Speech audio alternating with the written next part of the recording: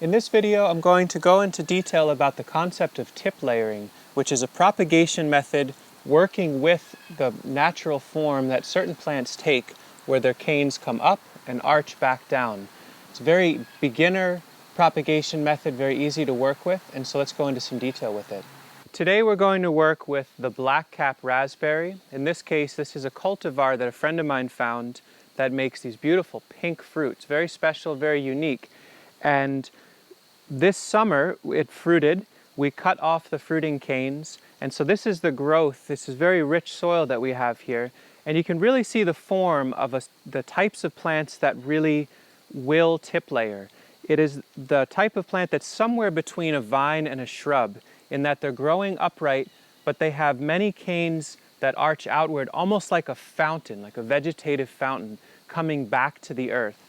Blackcap raspberry, perfect example, but also your gooseberries will do this. Goji berry will do this. It grows upright and comes back down to the earth. Blackberries. So look in your garden for those plants that live somewhere between the form of a shrub and a vine and see if those might work with it. The other benefit of tip layering is it happens naturally. You can facilitate it, but it also is happening spontaneously all throughout here. I simply need to get out of the way or support the process. Let's take a look. Having interest in seeing this particular blackcap with this amazing pink fruit in as many places as possible, this summer, instead of pruning it back to keep it in check or to keep it in control, we just let it sprawl all over. As those branches came down to the ground, it's almost as though they're tentacles feeling out for moist soil. By having this deep mulch everywhere, we really have the right conditions for tip layering to happen. This is reason 2904 for using mulch extensively in your gardens. Where these branch tips have come down, this is all just within this season. They've come down, they feel around. Now here's an example of the tip of the branch touched the mulch and is beginning to root. I would not call this a fully rooted tip layer. This is on its way.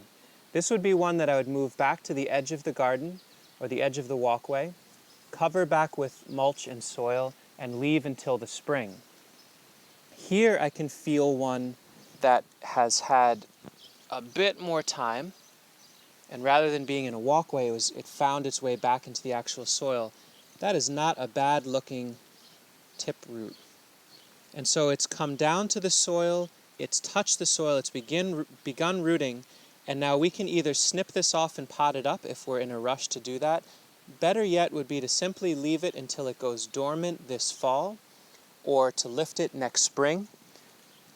But you get the idea that all throughout, anywhere that this cane is coming down to the earth and touching, we can feel that it's firmly connecting to the earth. That is a clonal propagation point of that plant. It's very easy, it's doing it itself. How can we add some layers onto this? Let me share some tips.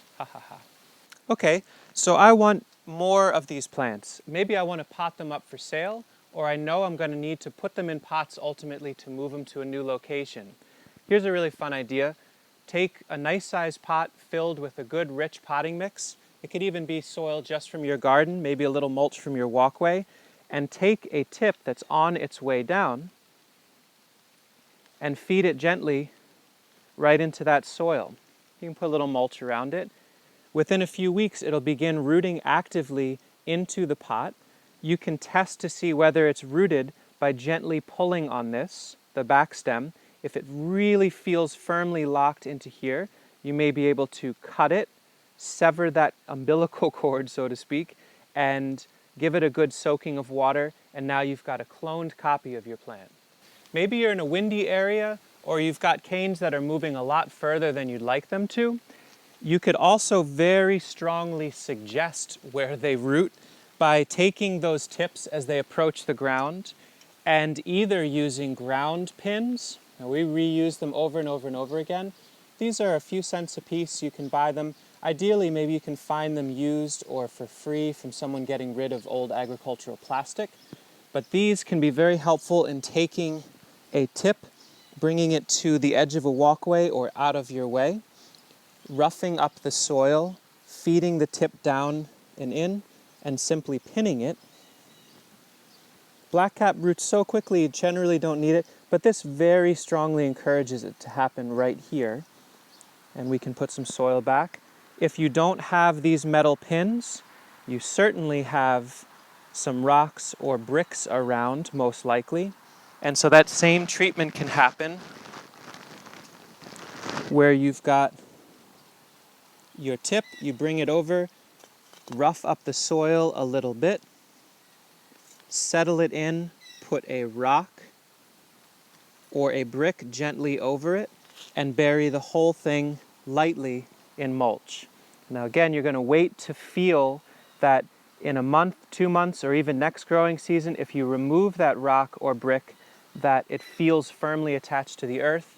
Now you've got a cloned copy of your cultivar blackcap, your thornless blackberry, your goji berries, gooseberries, any of your perennial shrub, vine sort of plants.